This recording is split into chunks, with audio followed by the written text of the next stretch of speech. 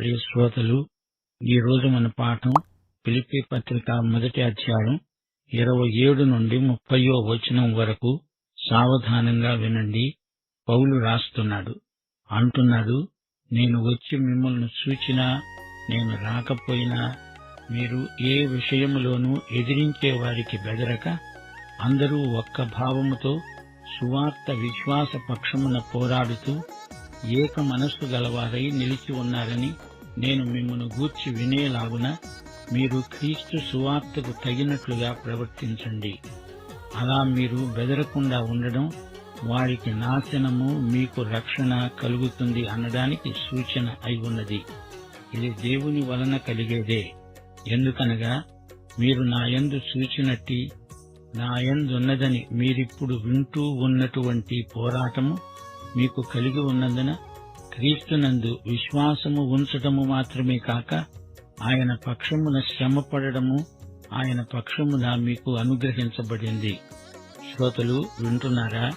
పౌలు ఫిలిప్పీయులకు ఏమి రాస్తున్నాడు? మీ విశ్వాసం అభివృద్ధి చెందాలి. అదే మీకు మాకు ఆనంద కారణం. నేను ఇప్పుడే చనిపోను. దేవుడు నన్ను మీ మధ్య సేవార్థమై క్షేమముగా ఉంచుతాడు. నేను మీ దగ్గరికి వచ్చినా రాకపోయినా మీరేమీ భయపడవద్దు, ఎవరికీ బెదరవద్దు. మిమ్మలను ఎదిరించేవారుంటారు, వారికేమీ భయపడకండి. ఎందులోనూ వారికి లొంగకండి, రాజీ పడకండి. అందరూ ఒకే భావంతో ఉండండి. సువార్త విశ్వాసమే మీ విశ్వాసం. ఏక మనస్కులై వ్యతిరేక శక్తులతో పోరాడండి. స్థిరంగా నిలవండి. మిమ్మలను గురించి ఇవే సంగతులు నేను వినగోరుతున్నాను. మీ ప్రవర్తన క్రీస్తు సువార్తకు తగినట్టుగా ఉండాలి. మీరెవరికీ బెదరవద్దు.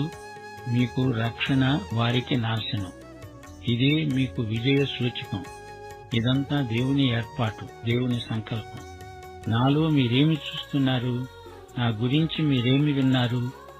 నాలో ఏముందని మీరు విన్నారు?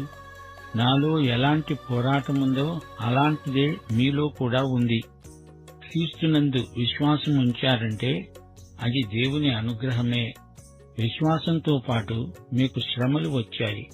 ప్రభువు పక్షాన శ్రమానుభవం కూడా మీకు ఆయన అనుగ్రహమే అని గ్రహించండి.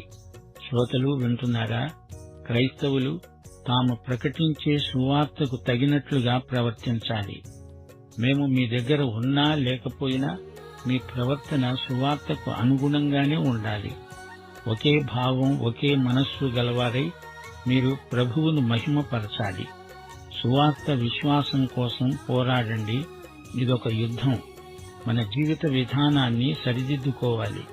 మన మాటలకు, చేతలకు పొంతన ఉండాలి. క్రీస్తు సువార్తకు మన జీవితమే చక్కని అనువాదం. విశ్వాసులందరూ కలిసికట్టుగా ఉండాలి. సువార్త వ్యాప్తి కోసం మనం ఎడతెగకుండా కృషి చేయాలి. సంఘం తన సాక్ష్యం బలహీనపరుచుకోకుండా చూసుకోవాలి. లోకంలో అనేక మంది మన బోధ వింటారు. అదే సమయంలో మన జీవితాలను పరిశీలిస్తూ ఉంటారు. ప్రభువు పక్షాన శ్రమపడే అవకాశం మనకిస్తున్నాడంటే మనమెంత ధన్యులం. ఇదే ప్రభువు నుండి వచ్చిన ఉన్నతమైన పిలుపు. క్రీస్తు కోసం, క్రీస్తు పక్షాన శ్రమపడము అంటే ఏమిటో పౌలుకు బాగా తెలుసు. క్రీస్తు పక్షాన శ్రమపడడం గొప్ప దీవెన సూచన. అది దేవుని శిక్ష కాదు, దేవుని ఆమోదంతోనే మనకు ఈ ఆశీర్వాదం ప్రాప్తించింది. ఈ మొదటి అధ్యాయమంతా క్రైస్తవ జీవన సూత్రం, క్రైస్తవ జీవిత మార్గదర్శక ప్రబోధం. ఈ అధ్యాయం సారాంశం ఒక్క మాటలో చెప్పాలంటే, నా మటుకైతే బ్రతకటం క్రీస్తే, చావైతే లాభం. ప్రియ శ్రోతలు, జీవితం అంటే ఏమిటి అనే ప్రశ్నకు ఫిలిప్పీ పత్రిక 4 రకాల జవాబిస్తుంది. 1. జీవితం అంటే దైవ శక్తి. ఫిలిప్పీ 4వ అధ్యాయం 13వ వచనం, నన్ను బలపరిచేవాని యందే నేను సమస్తమును చేయగలను. 2. జీవితం అంటే ఒక బహుమానం. ఫిలిప్పీ 3:14, క్రీస్తు యేసునందు దేవుని ఉన్నతమైన పిలుపునకు కలిగే బహుమానం పొందాలని గురి వద్దకే పరిగెత్తుతున్నాను. 3. జీవితం అంటే ఒక మాదిరి. ఫిలిప్పీ 2వ అధ్యాయం 5వ వచనం, క్రీస్తు యేసుకు కలిగిన మనస్సు మీరు కలిగి ఉండండి. 4. జీవితం అంటే ఒక మహత్తరమైన ఉద్దేశ్యం. ఫిలిప్పీ పత్రిక 1:21 నా మటుకైతే బ్రతకటం క్రీస్తే, చావైతే లాభం. ఫిలిప్పీ సంఘ నిర్మాణం పౌలు యొక్క దర్శనానికి ఫలితం. 3 వ్యక్తులు సంఘారంభంలో మనకు కనిపిస్తారు. 1. లూదియా అనే ఆసియా వ్యాపారస్తురాలు. ఆమె యూద మతం నుండి రక్షించబడింది. 2వ వ్యక్తి సోదె చెప్పే చిన్నది. దేవుడామెను పుతోను దయ్యం బారి నుండి విడుదల చేశాడు. 3. రోమా చెరసాల అధిపతి.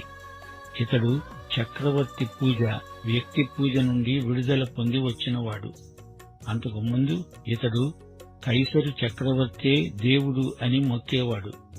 ఫిలిప్పీ పట్టణానికి అలెగ్జాండరు చక్రవర్తి తండ్రి పేరు పెట్టబడింది. ఫిలిప్పీ పట్టణం చిన్న తరహా రోము నగరంలాగా ఉండేది. రోమా ప్రభుత్వం దీన్ని ఒక ప్రత్యేక ప్రవాస నగరంగా రూపొందించి దీనికి అన్ని రాజకీయ వ్యాపార హక్కులు ఇచ్చింది. ఈ ఫిలిప్పీ పట్టణం నుంచే పౌలు ఐరోపా ఖండానికి మొదటిసారిగా సువార్తను తీసుకువెళ్లాడు. అంచేత ఈ ఫిలిప్పీ సంఘానికి ఎంతో ప్రాముఖ్యముంది. ఈ పత్రిక మొత్తంలో క్రీస్తు అనే మాట 70 సార్లు ఆయా సందర్భాలలో వాడబడింది. మరో మాట ఆనందం. ఆనందమనే పదం ఈ పత్రిక మొత్తంలో 18 సార్లు వస్తుంది. 3. మనస్సు అనే మాట 12 సార్లు వస్తుంది. ఇప్పుడు మనం ఫిలిప్పీ పత్రిక 1వ అధ్యాయం ముగించాము. క్రీస్తు మన జీవిత పరమార్థం. క్రీస్తే మన బ్రతుకు యొక్క ఉద్దేశ్యం. దేవుడే మనకు శాంతి భద్రతలు అనుగ్రహించాడు.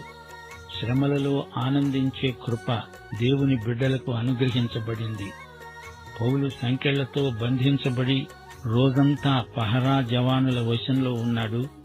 వారు పౌలు మాటలు, ఆయన ప్రవర్తన గమనించి పౌలు ఆరాధించే దేవుని వైపు ఆకర్షించబడ్డారు. పౌలును బంధించిన సంకెళ్లే ఆ ఖైదీ నిజాయితీకి సాక్ష్యమిచ్చాయి. పౌలు బంధకాలే అతని ప్రసంగ వేదిక. ఇదంతా చూచి కొందరు యువకులకు ఎక్కడలేని ధైర్యం వచ్చింది. పౌలును వ్యతిరేకించిన కొందరు శరీరానుసారులున్నారు. కీర్తనలు 76, 10 దావీదు పాడాడు, దేవా, నరుల ఆగ్రహము నిన్ను స్తుతిస్తుంది.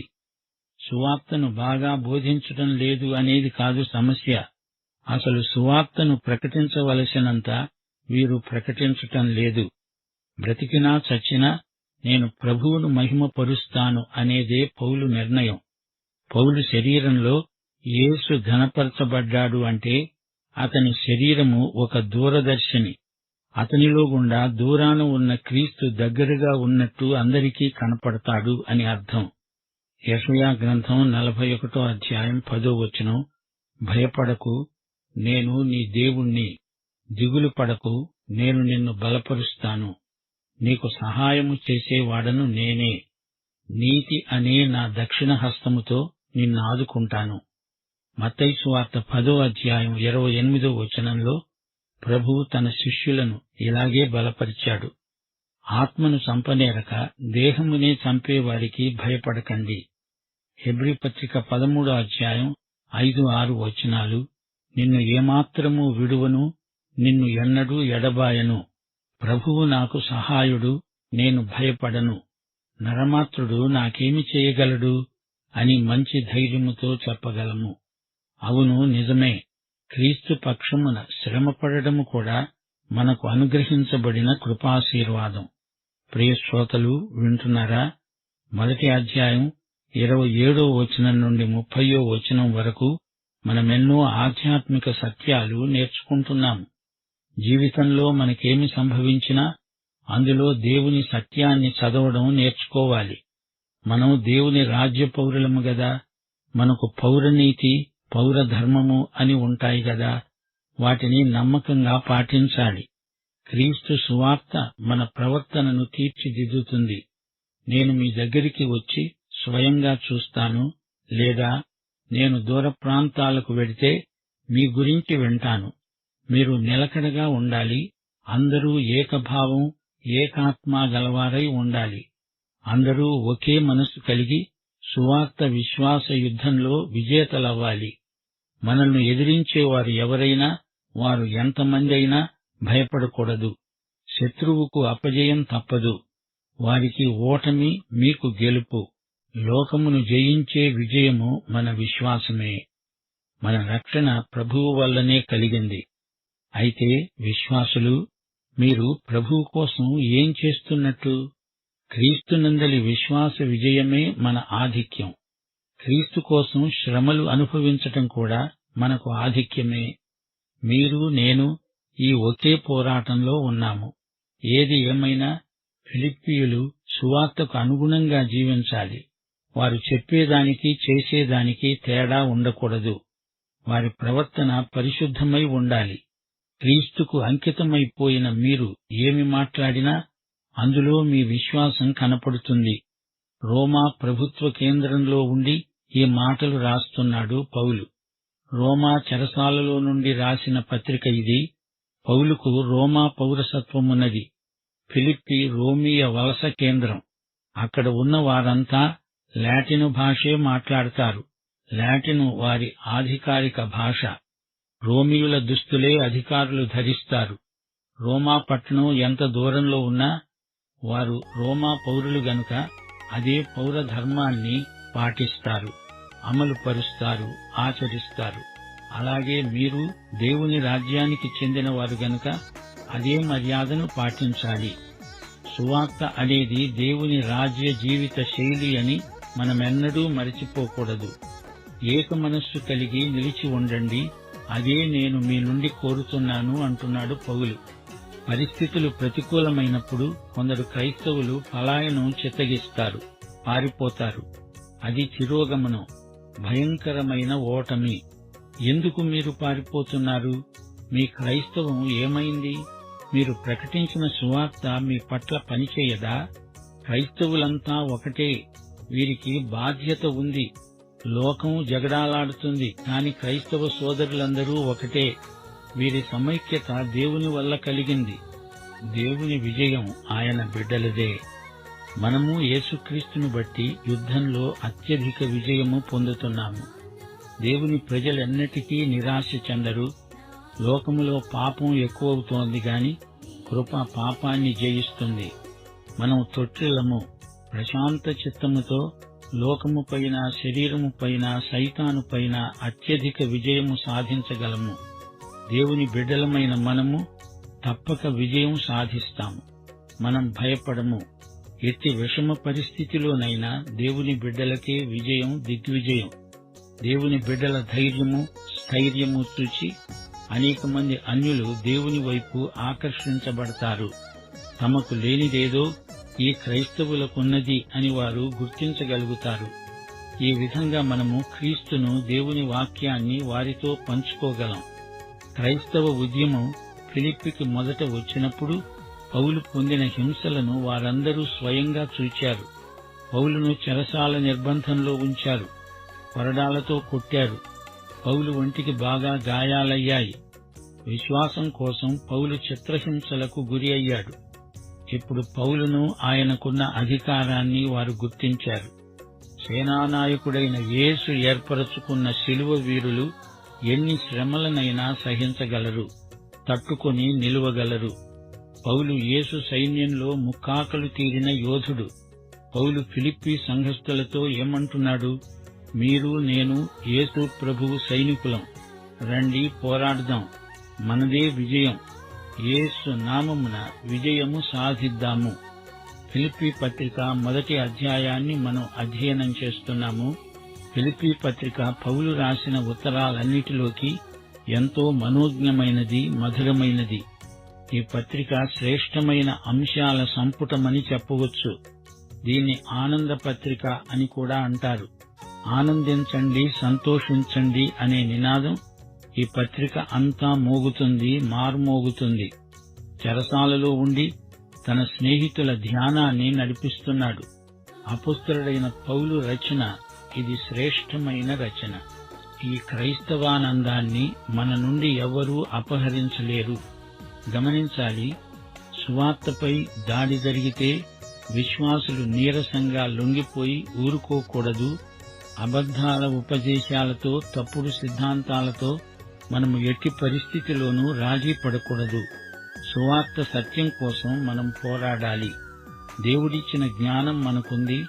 ఆధ్యాత్మిక బలం, సామర్థ్యం మనకున్నాయి. ప్రేమ మన హృదయం నిండా ఉంది. శిలువ శత్రువులతో మనం పోరాడాలి. క్రీస్తు కోసం మనం కనపరిచే ధైర్యం దేవుడు మనతో ఉన్నాడు అనేందుకు సూచనగా ఉంది. విశ్వాసులకు మాత్రమే దేవుడు తోడుగా ఉన్నాడు. శత్రుపక్షాన సైతాను ఉన్నాడు. దేవునికి, దేవుని ప్రజలకు విజయం, సైతాను పక్షాలకు అపజయం, సిగ్గు. ఫిలిప్పీలో పౌలుకు ఎన్నో కష్టాలు, కడగండ్లు ఎదురయ్యాయి. అపొస్తలుల కార్యములు 16వ అధ్యాయం 19వ వచనం నుండి వివరాలున్నాయి. అక్కడి విశ్వాసులు వారి చేతిలో బాధలు, హింసలు అనుభవిస్తూనే ఉన్నారు. విశ్వాసం అనేది మనకు దేవుడిచ్చిన వరం, కృపావరం. విశ్వసనీయత ఆత్మ ఫలాల్లో ఒకటి. క్రీస్తు కోసం బాధలు అనుభవించే కృప కూడా వరమే. మనకు ఈ లోకంలో కలిగే గొప్ప ఆధిక్యతల్లో, హక్కుల్లో అది ఒకటి. ఇది తెలిసిన వారు ధన్యులు. మన కోసం బాధలు అనుభవించి చనిపోయిన యేసు ప్రభువు కోసం మనం బాధలు పడడం, అది మనకు గొప్ప గౌరవం, ఆధిక్యం. క్రీస్తు ప్రేమించే వారికి ఆయన కోసం కష్టపడడం గొప్ప భాగ్యమనిపిస్తుంది. క్రీస్తు కోసం అసౌకర్యం, కష్టం, హింస, బాధల నుండి ఏ విధంగానైనా తప్పించుకునేందుకు ప్రయత్నించకండి. సహనం పాటించండి. ప్రభువును మహిమపరచండి. క్రీస్తు కేంద్రితమైన జీవితంలో ఎంతో ఆనందముంది అంటున్నాడు పౌలు. బతకడం క్రీస్తే అంటే అది జీవితానందం. క్రీస్తు పౌలు యొక్క జీవిత గమ్యం. క్రీస్తు తన జీవితాన్ని పౌలునందు జీవిస్తున్నాడు. జీవించేవాడు పౌలు కాదు, క్రీస్తే పౌలునందు, పౌలు ద్వారా జీవిస్తున్నాడు. జీవిస్తూ ఉండగా అతనిలో ఆనందం ఉరకలు వేస్తూ ఉంది. చనిపోయినా ఆ తరువాత నిత్యత్వంలో ఇంతకంటే గొప్ప జీవితం తనకుంది. ఇక్కడ సేవ, అక్కర ఉంది గనక ఇక్కడ ఉండాలనిపిస్తోంది. అక్కడ మహిమ, అక్కడా ఉండిపోవాలనిపిస్తోంది. పౌలు అటూ ఇటూ రెండు విధాలా ఆలోచిస్తున్నాడు. పౌలు ఇక్కడ ఉండి ప్రభువు ఉండమంటే ఫిలిప్పీ సంఘానికి ఎంతో అభివృద్ధి ఉంది. ఎన్ని సంఘర్షణలున్నా ఫిలిప్పీ సంఘస్థులారా, క్రీస్తు కోసం ఎన్ని ఇబ్బందులనైనా ఆనందంగా సహించండి, భరించండి అని పౌలు ప్రబోధం చేస్తున్నాడు. ప్రియ శ్రోత, క్రీస్తును బట్టి మనకి ఆశీర్వాదాలు ఇహపరాలలో సంక్రమిస్తున్నాయి. ఈ యేసు ప్రభువును నీ స్వకీయ రక్షకుడుగా, ప్రభువుగా ఎరుగుదువా? అయితే ఈ పాఠంలోని ప్రతి మాట నీకోసమే. పాఠం సమాప్తం. మన ప్రభు అయిన యేసుక్రీస్తు వారి కృప, తండ్రి అయిన దేవుని పరమ ప్రేమ, పరిశుద్ధాత్మ యొక్క అన్యోన్య సహవాసము సదాకాలం మనకందరికీ తోడై ఉండునుగాక.